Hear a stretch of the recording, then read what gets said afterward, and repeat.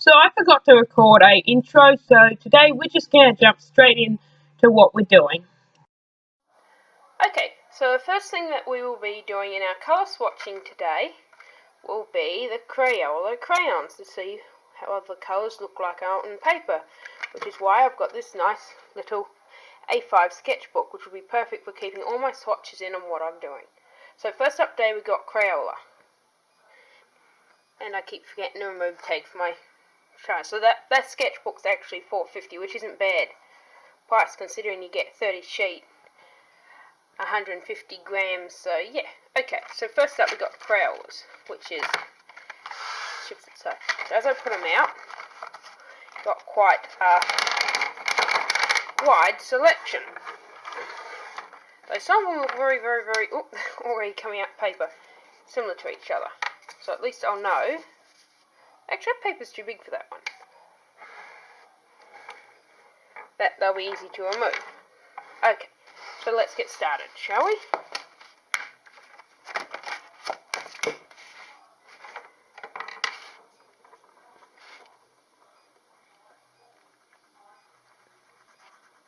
Ooh, yeah, that's nice.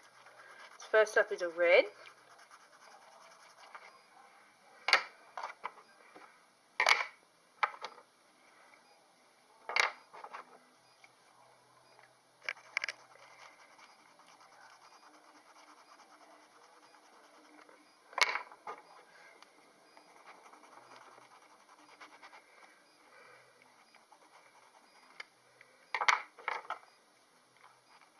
Some of these colours look very similar to each other for a 24 pack, so I think I've done double up somehow.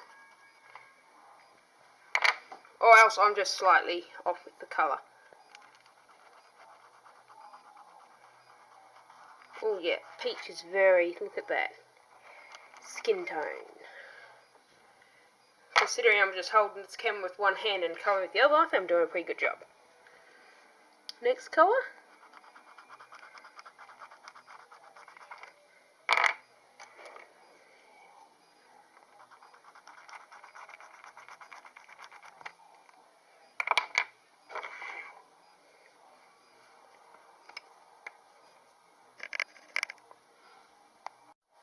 So onto the bright yellow.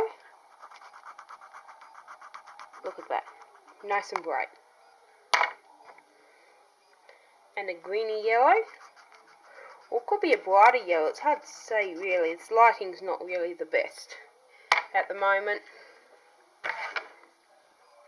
Green. But no, these crayons are just like how I remember them. They're soft, they colour well. The swatches have turned out brilliant. Blue. Oh, now look at that. That's just, I think out of all the Crayola colours, the blues are actually their best.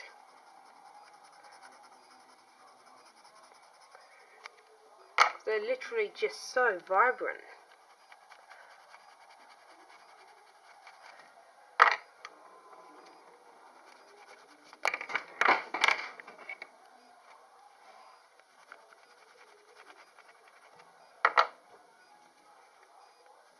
Grey. Now I'm actually quite surprised. They don't seem to have included a black. Oh, hang on. Here we go. Here's the black. Hiding. The black and white, which you probably won't. Oh, you kind of pick it up. Brown.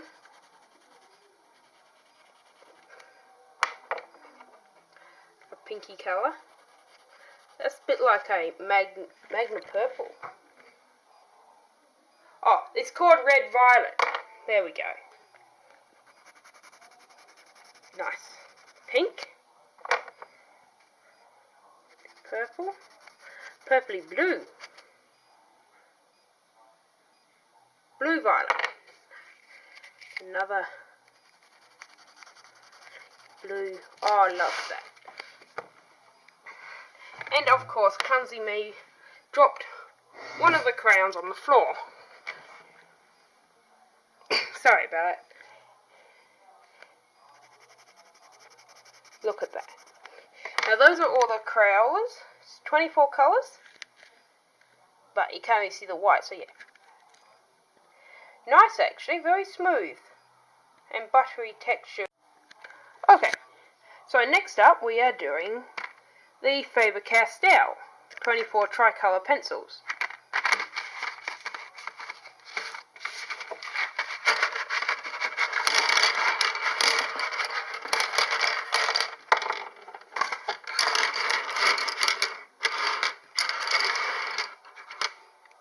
White.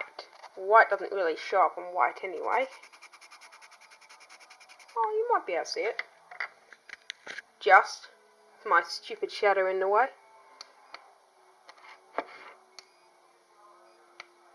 There we go. Might be a bit better.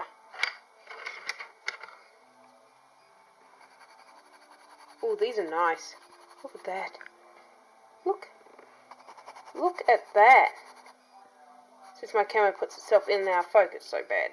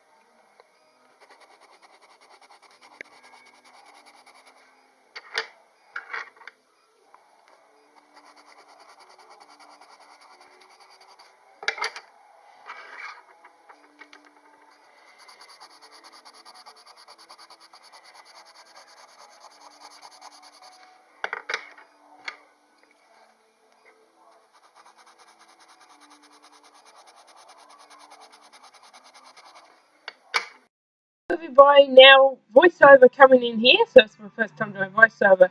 So here we have the Montmartre coloured pencil set, 36 set I picked up from Gascoigne Office Works here in Carnarvon. And we'll test them out on paper to see how pigmented they are. So apologies for the vibrations, it kind of got a bit bad when I sped it up after trying to hold the paper still and everything, so yeah. But as you can see, they're quite vibrant. They go on really nice. A lot better than most coloured pencils I've ever used before. So yeah, we're doing the yellow range here, which goes yellow through orange, gets into the more reddish colours, and purple mauves. So it pretty much goes from warm to cool. It works its way through in the set, so you get the reds, then you go into, for some reason or other, they put the greens, then the purple and pinks. So I'm not sure why they set that up in the tin, because usually it's warm to cool, so I guess the pinks are in the mid-range. So yeah, these are the greens going in now. So you see lovely variety there. There are actually 4 good greens in this set, and then there's a brown green, and also further along you'll see a bluey green teal colour.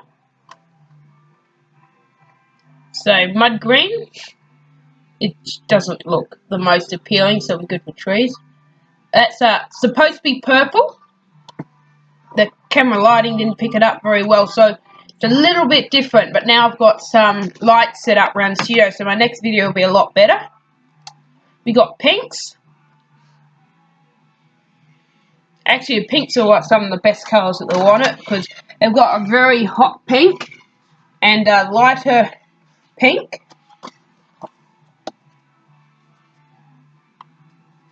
And we go into the blues. Moving into them. The blue range is quite nice. The last one they did was a very bright. So that's your teal blue. And then moving on to the red brown. And going through the brown colours. They've got a nice selection of browns and earthy tones. So for those who like to do earthy toned pieces, well, or natural, these are some of the better colour range I've seen for naturals in a set like this.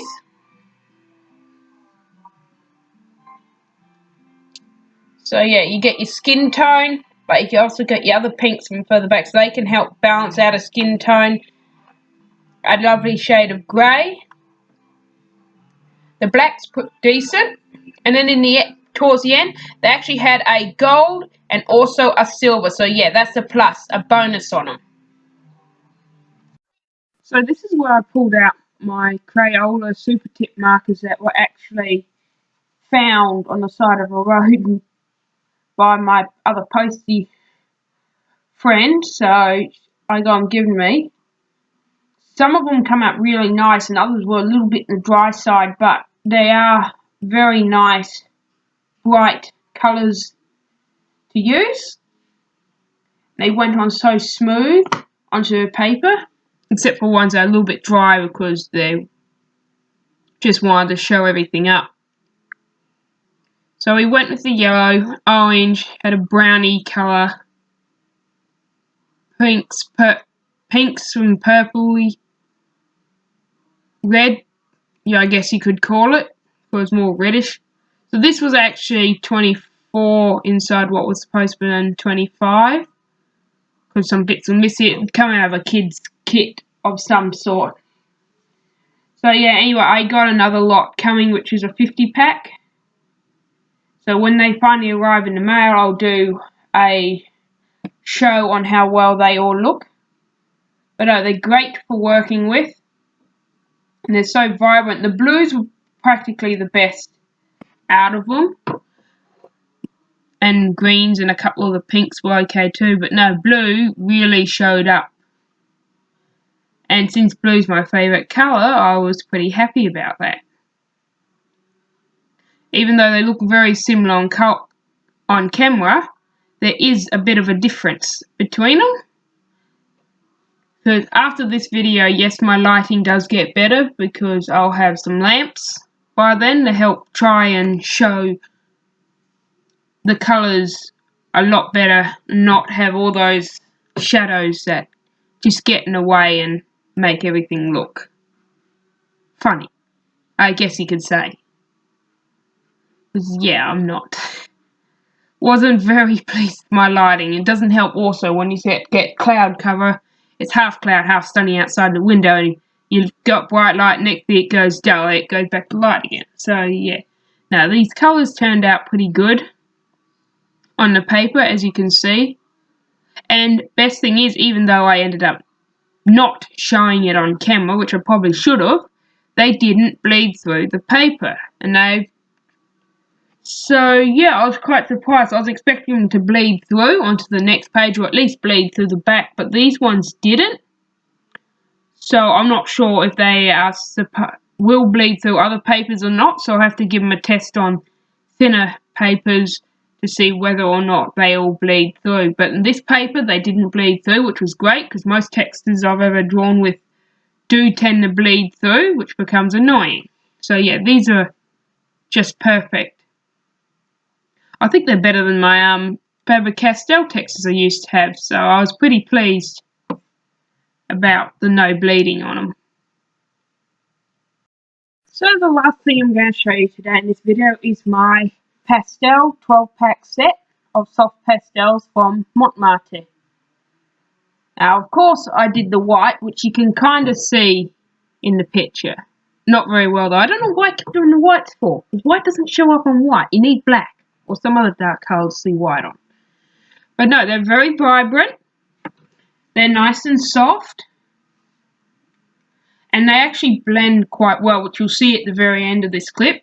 How I smudge. So yeah, for 12 set of 12, they just provide an excellent selection, particularly if you want to do very bright work. So these are brilliant for when you want to draw flowers or garden scenes. They're good for bright landscapes. So, like if you want to do pasture places where they've got meadows and fields. So yeah, the colours look very vibrant for that sort of thing. They go onto paper very nicely, and yeah, that one just decided it didn't want to smudge on the first corner. They must come with some sort of film on the outside, because when you first put the side to paper, it doesn't mark the first couple of strokes and then it starts marking. So I bought them brand new. They didn't want to mark first off and then they start marking. So I'm not sure if they actually cover them with something to prevent pigment from going all through the box or what. So no, they're very vibrant and pastel-y. A lot better than the pastel pencils I've got, which I'll show you in another video where I can finally find something to sharpen them with, because believe it or not, pastel pencils do not fit in a regular pencil sharpener. So I have to use a pocket knife wherever I put that. But these things here, they're just the best to use. See, they smudge real nicely. You get a very vibrant textural effect. So if you want soft blends, you can do soft. If you want to leave it hard, you just use the marks that you already done. So darker colours showed up a lot better, but those light ones did pretty well too. And I think my favourite ones out of them would have been the blue, because I am a person who likes blue a lot. Probably more than I should do. Saying that I live in a pink room, should be blue. And they've just smooth out lovely. So if you want soft texture, you just blend them and they'll go very smooth. If you want hard texture, just leave them as is. But no, they're a great set to work with, and they're just excellent to do your pastel stuff with. So yeah, it's good. So thank you all for watching, and I'll see you all in the next video. And please hit that subscribe button down below to see what I do next. Hope you all have a good day.